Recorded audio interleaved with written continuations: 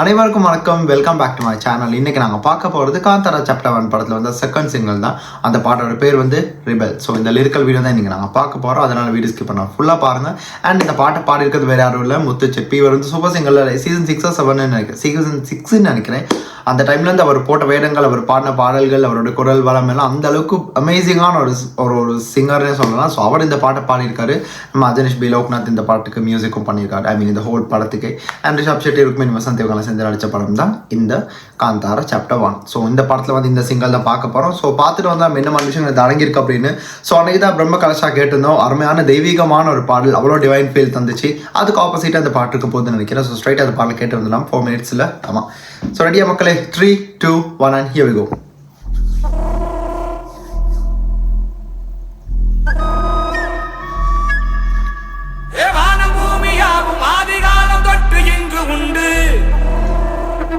சொன்னேன்ல, அந்த வாய்ஸ்ல இருக்க பவர் தான் முத்துச்சிப்பிட்ட இருக்க ஒரு ஸ்பெஷல்.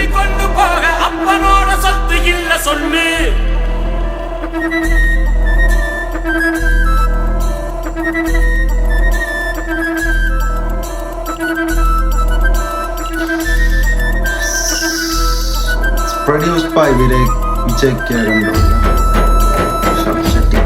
அதான் அன்னைக்கு நான் மிஸ் பண்ணிட்டேன். அண்ட் இதை வந்து டிரெக்ட் பண்ணுறது நம்ம ரிஷப் ஷெட்டி அவர், ஐ மீன் டிரெக்ஷன் அவர் தான். அண்ட் ப்ரொடியூசர் தான் விஜய் கிரகண்டூர். அன்னைக்கு வந்து அதை மாற்றி சொல்லிட்டேன். கமெண்ட் ஒருத்தர் சொல்லியிருந்தாரு, அதுக்கு நான் போய் நன்றியை தெரிவிச்சுக்கிறேன்.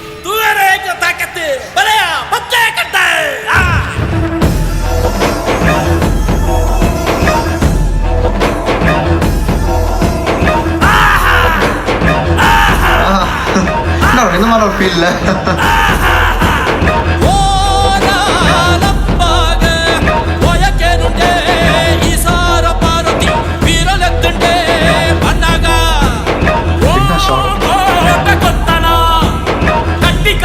எந்த அளவுக்கு ஈசனை காட்ட முடியுமோ அந்த அளவுக்கு ரொம்ப இதுவாக காட்டுறாங்க. அதுதான் அன்னைக்கும் நோட்டீஸ் பண்ணுவேன்.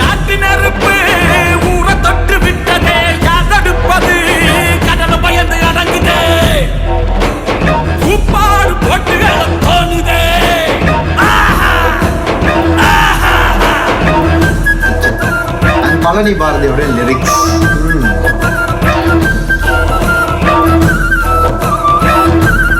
காந்தாரா வந்து தெரியல, அது இந்த படமே ஒரு இமோஷனா மாறிடுச்சுங்க.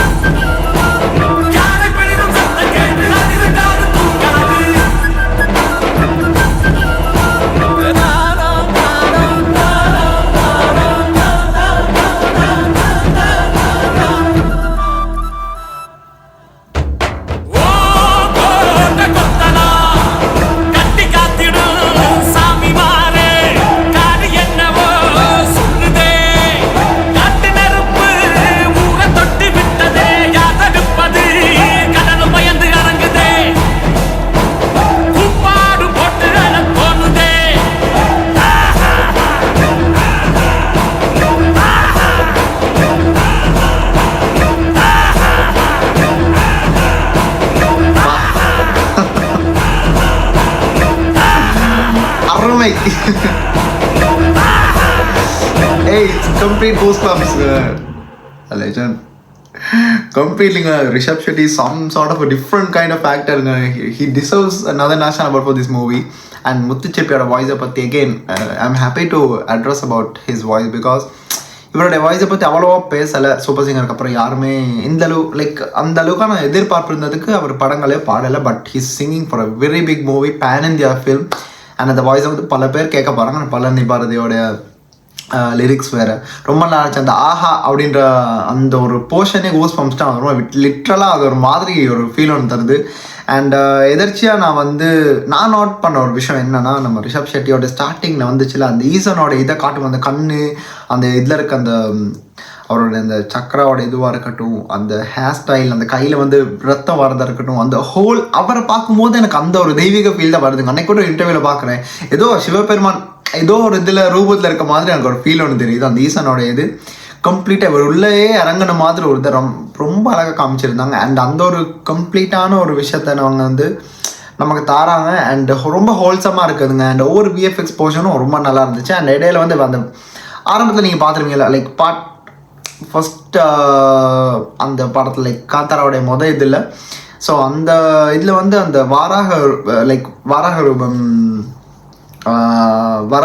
பாட்டில் இருக்குல்ல, இன்னும் உணர்த்தணும். ஸோ அந்த பாட்டு